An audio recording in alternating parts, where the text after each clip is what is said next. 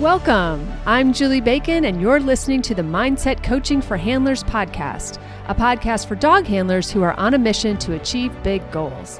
Here I share lessons, insights, personal stories, and tools you can apply during your next show, trial, or test to help you strengthen your mental game and hopefully cue more consistently. Be sure to check out the show notes where you'll find details about the episodes, plus important links, including the link to the Dogged Planner and Workbook created just for handlers on a mission. So if you're ready to improve your competitive mindset, get out of your own way, and connect with your dog like never before, then it's time to get comfy, bring an open mind, and work your mindset. Hey there, and welcome back to the podcast. Okay, today we're taking on one of my personal problems. Okay, maybe not a problem, but something that happened to me personally this past weekend. And I entered a confirmation show, and it also had with it like a CGC trick sort of testing thing. So I put down for CGCA, which is like this community thing. I don't know. And TKI, intermediate. Fine. Okay. So I go to the show, and it's a place I've been before. I'm taking my puppy, my young dog. There's only two other class girls. And so it's kind of low key, and the show's kind of small, and I'm feeling kind of low key. So I'm not feeling very stressed, but I notice when I get out of the car and start going in that Kelsey kind of goes from happy-go-lucky, my stress up kind of wild child to like, oh, this is overwhelming. And I see her sort of drop her tail and just change demeanors. She didn't like stress down. She didn't shut down for sure. I could just see her being like, oh, this is big. This is different. And I noticed, and I was like, oh, it's okay, girl, you're doing great. And so I kind of avoided some, if you've ever been to a confirmation trial, you know that like the grooming area can be really congested at times. So I avoided some congested spots. And, as always, I went in first, got the lay of the land, figured out where a ring was, all that kind of stuff. Fine. Got my number without her, all that other kind of stuff. So when I brought her in and we showed, it was okay. But what I realized after the fact, because hindsight and all, is that I could not have been more disconnected from my dog if I'd have tried. If you'd have given me the paid my entry fees for the next month and said, okay, I want you to be as disconnected as you possibly can from your dog, I don't know that it would have been better than what I did. Okay. I was so disconnected. And we, muddled through the breed stuff. We hadn't done it since our national. So like it's been months and months. And so we were both really rusty, and I am not good at it. And this is not some sort of like, oh, I'm being humble. No, objectively, like I'm not a good confirmation handler. I'm working on it. I get better all the time. But I'm not good at it. Okay. So anyway, so we muddle through it. We get a reserve, but it's fine. There's only two other dogs, so, And then we go over, I go back to run her back to the car to get out different stuff, because when you do the trick stuff, I had to have props, and I changed her collar and all that kind of stuff. And, I'm praising her, and she's getting treats and all that kind of stuff. And then we go back in and we do her CGCA thing, which I had not done in, I don't know, like 10 years legitimately. And, it's probably changed since then. And then her TKI, so her trick intermediate stuff, basic stuff. I was well prepared. I even had a little list in my bag of like the things, and it was organized by the things that were on the left of the sheet versus things on the right of the sheet. Like I was very organized for this. Okay. And we get through all of that, and she's lovely. But you can't use treats in either of those levels, right? In novice, I think you can, but you can't in whatever. So no treats, whatever. And I'm saying good girl, and she's doing all the things and whatever. And I realize as I'm walking back to the car that I literally, instead of giving her like a really good experience day, like I kind of gave her a bad experience day. And so while all of this sounds perfectly normal and like nothing to see here, what I realized is because I am not comfortable in the conformation ring, I was more concerned about me. Because I did not really know well the CGCA, and I mean, let's be honest, it's just CGC, but I like to know, what's going to happen. And so I wasn't that familiar with all the things they were going to ask me. And some of them felt like they were different than what I read online, but okay. And then the trick thing, I was pretty prepared for. So that I felt a little better with it, but like the setup was a little funky and there were people watching and all of that other kind of stuff, but it was fine. And people were trying to talk to me while I was doing that with her. And, it just was a little wonky.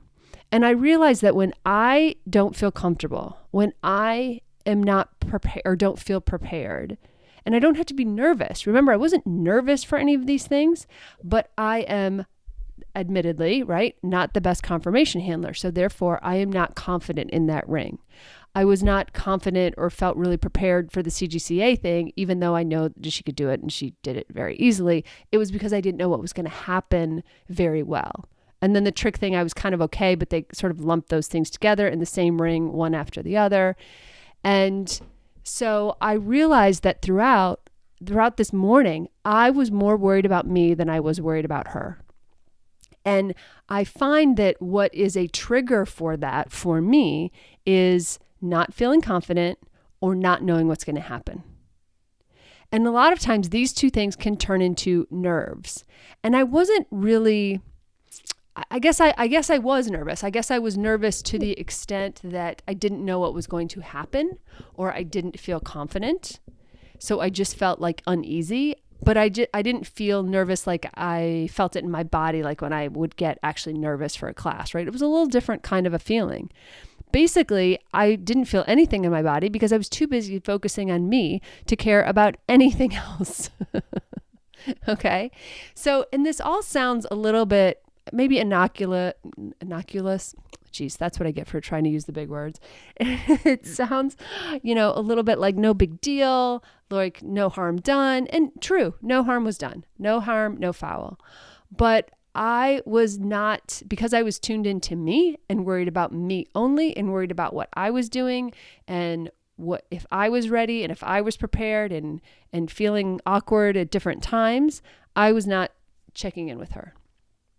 And I noticed, of course, that she felt sort of different levels of comfort throughout, right? She got in the breed ring and she shook her head like she'd never had a collar on before, all on the go rounds, right? When you go around the ring. On both go rounds, she shook her head the whole time. Great. So was that nerves? Was that me? Was that her confirmation collar, which she isn't particularly used to? Who's to know? Okay. And so she showed okay. She showed fine, but not great. But I was worried about like placing her feet and doing the things and being in the places that I needed to be at in this ring where I am not as confident or comfortable, instead of worrying about connecting with her and making her feel like warm and fuzzy and making her feel confident. Right? I didn't do any like even hand touches or any of those sort of engaging things. I just, every time she did something good, I shoved some food in her face and let the food be the stand-in for connection. And I think that is something that a lot of us have done, right? At different times. I know that I have used, food and treats very differently at different times. Sometimes use them as a distraction. Like I've put my hand in the collar and walked through a busy crowd and just like put food in their faces, like as a distraction, or to get attention. Or sometimes I'll mindlessly, when we're being like that Pez dispenser, when we're getting ready to go in the ring and we're just kind of mindlessly feeding them, even though we're watching the next dog or the dog before us rather, or we're having a conversation with somebody. It's not a substitute for connection. Feeding them, treating them, even if they're doing something good, is not a substitute for connection. Okay. So I'm just being real. So looking back, I realized that I really didn't connect with her, but maybe a few times in the breed ring. Most of the time I was just using food to say, yeah, that's what I wanted. Yeah, that's what I wanted. Yeah, good. Yeah, that's good. That's good. The good dog. I was being kind. I mean, don't get me wrong. I was like, it was good, it was good girl. Yes, good girl. But it wasn't like a connected version of that, right? We know the difference. And then I went over to, back to the car and then back out. And we I'm going to say we chit-chatted, me and my dog, as one does, on the way out. And I wasn't in a hurry. So it wasn't like I was dragging her around or whatever. And she was sniffing all the things and you could see she was starting to relax a little bit. So that was good. So we went to the car, got a drink of water, sort of reset, came back into the building. And again, I was worried about me. Where did I need to be? And it was my club that was putting this on so that there were a lot of people to chit chat with. So now it was like, for instance, me sitting at the table, filling out the form.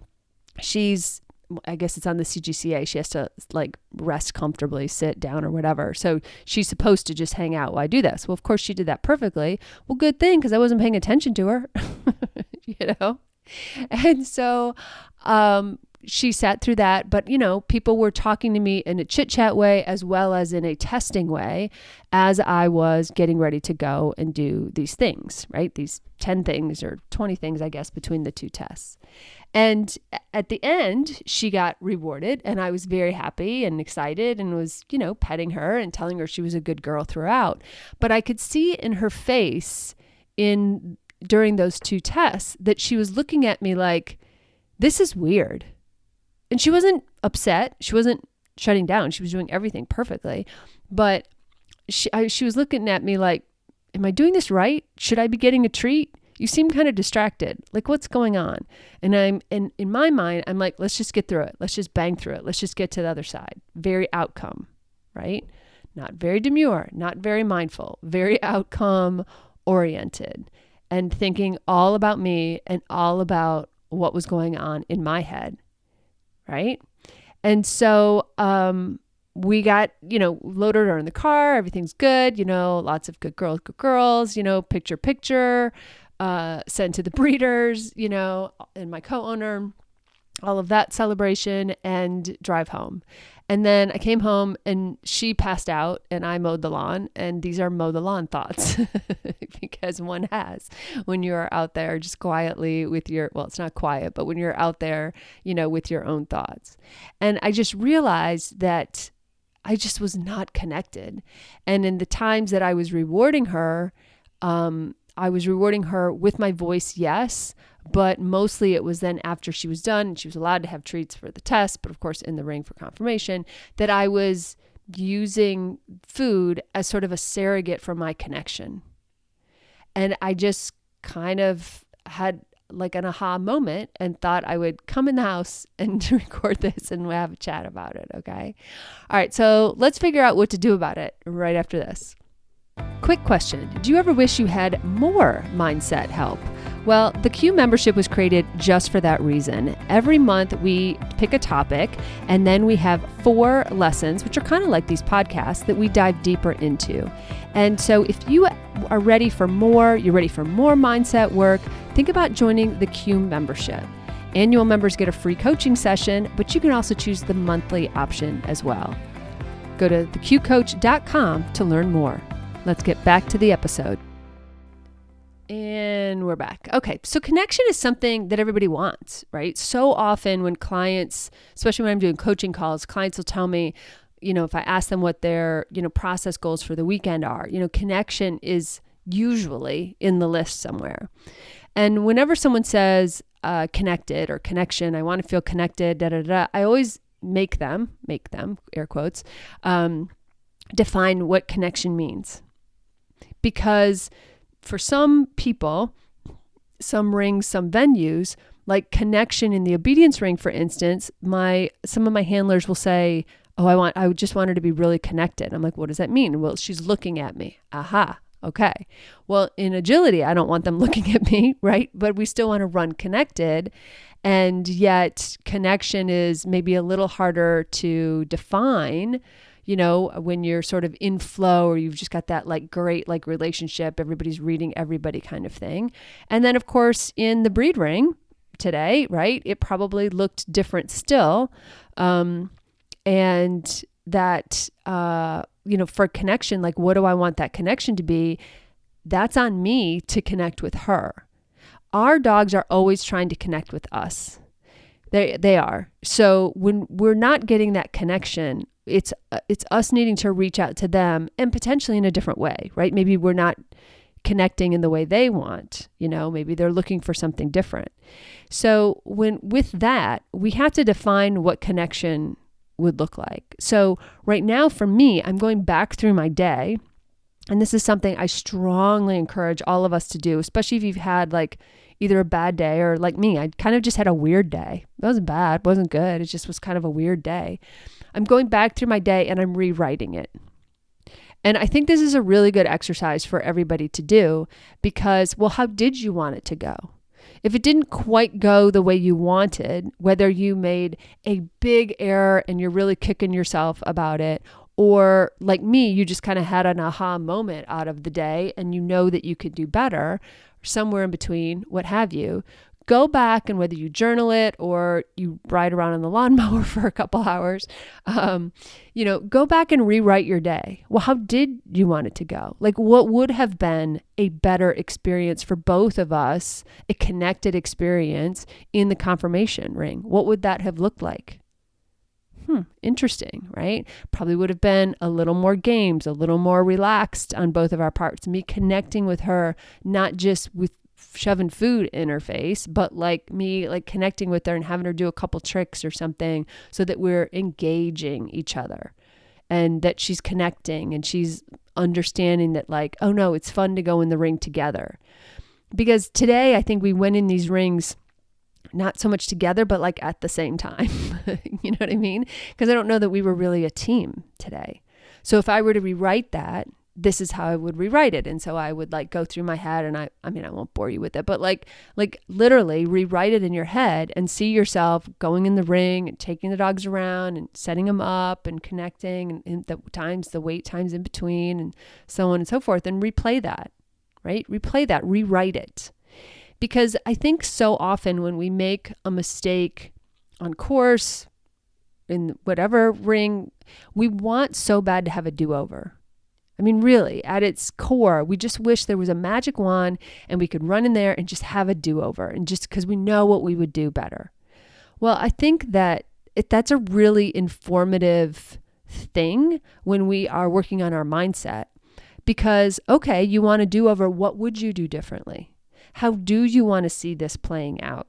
How would you rather have seen this go?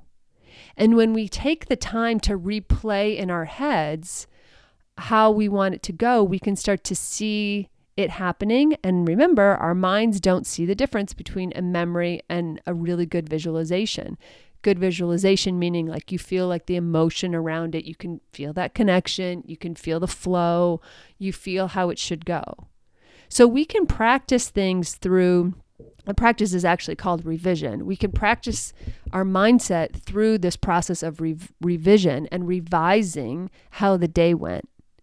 Because the other thing it does, even if you're not into revision or those kinds of things, it gives us clarity on how we want it to go.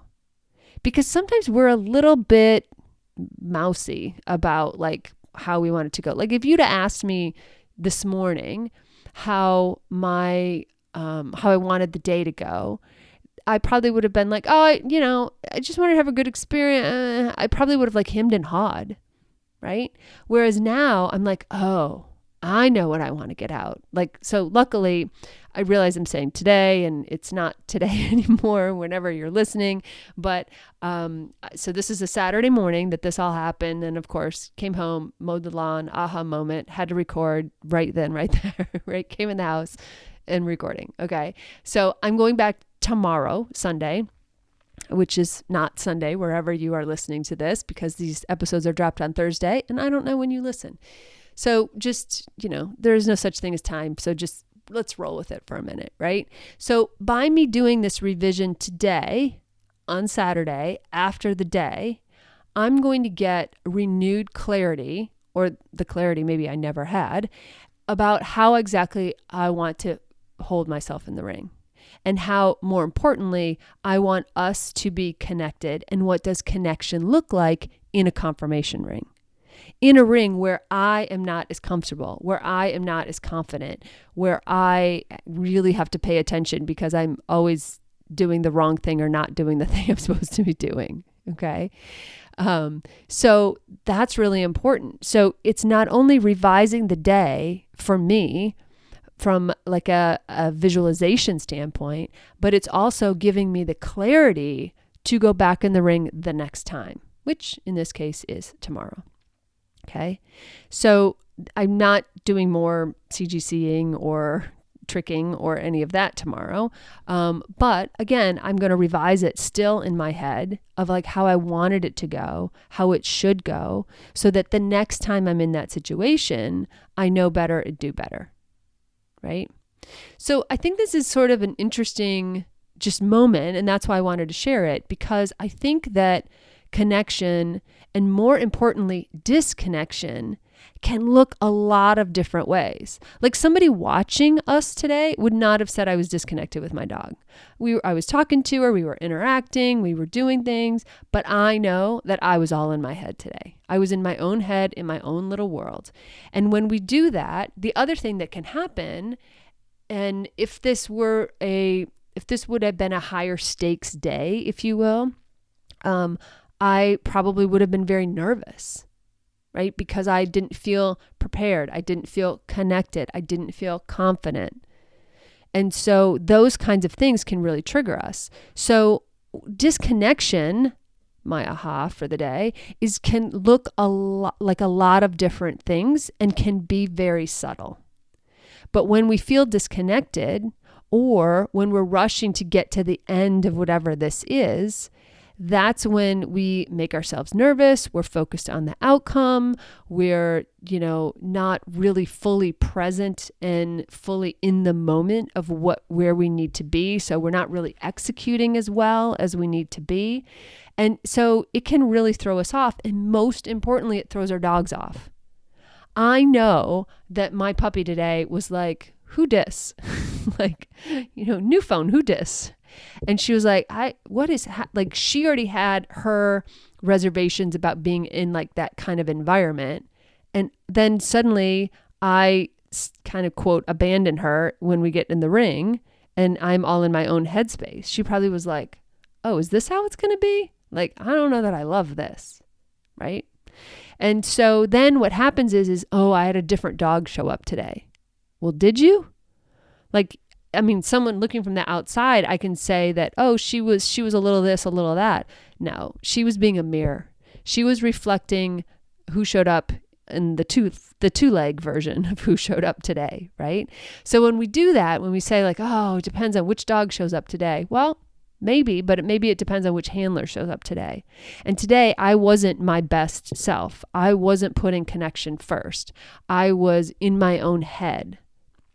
I was allowing my being uncomfortable, right, in my growth zone, pushing myself because I am trying to be a better handler, a better conformation handler, that is. Well, a better handler all around, honestly. But, I was making the effort, okay, but because I don't feel confident, I don't feel comfortable, I was in my growth zone, I let myself just get all encapsulated in my own head and basically disconnected from my dog. And then rode out the day, doing 3 separate events, basically, completely disconnected. Now, we brought home ribbons. We brought home new titles, right? As soon as I give the AKC the extra money for those titles. So outwardly, was it successful? Yes. But inwardly, I do not feel like it was a success. I am really glad I get to go back tomorrow and try again from this other angle. Right? So that's your food for thought for this week. I don't want you to think about me this week necessarily, but think about how disconnection shows up in different ways. That's part 1. And part 2 is I want you to rewrite history. I want you to rewrite a run that you had recently. And in the spirit of wanting a do-over, what would you have done differently? How would you handle it differently? And when you think about that run through it the way you should have done it or the way you wish you would have done it. And run through it that way a few times. I don't want you ever rehearsing, the heartbreaks. I want you rehearsing the ways that you should have done something. Visualize, maybe it was great, except, for that just one thing kind of thing. And so run the whole run as beautiful as it was. And then that part that you messed up, run it properly. Right? That's a really great way to get into visualization, right? Because it feels like a memory, which is exactly how visualization should feel. But then you get a chance to rewrite that piece of it. You'll get a new visualization out of it. You'll realize what it's like to run it correctly. Even if maybe even the dog made the mistake, or whether you made the mistake, doesn't matter. And then you'll also get clarity about what exactly should have happened. And like my example, I'm going to have clarity in connection of what I want connection to look like in this particular ring, and how I want connection to feel with this dog, because connection and relationship are like hand in hand. And I don't want this puppy to think that when we get to the ring, regardless of what ring it is, that I'm going to abandon her energetically. And it's going to be like, everyone's on their own. Good luck. I don't want to be that handler. Okay. So let my lessons be your lessons this week. And hope the confusing timeline thing didn't throw you too much, but let me know how it goes, and let me know what nerve this hits for you, and how you can not only be better at connection, but also have more clarity about what connection looks like, and use some revision to get you to where you want to be next time. Okay? All right. Well, no matter what you are up to this week with your dogs, I hope you have a fantastic week. Thanks so much for listening to the Mindset Coaching for Handlers podcast with me, Julie Bacon. I am so grateful for your precious time. Check out my Dogged Planner workbook and journal, available on Amazon. Just search for Dogged Planner. I also offer monthly membership that's perfect for ongoing support of your awesome goals. Check out theqcoach.com for details, or just stop by and check out all the ways you can work on your mindset. And be sure to follow me on Facebook and Instagram at theqcoach, and let me know how it's going. Finally, please share, subscribe, and leave a review. This helps us podcasters tremendously. Plus, I know I get my best podcast recommendations from friends. Thanks, and have a great week with your dogs.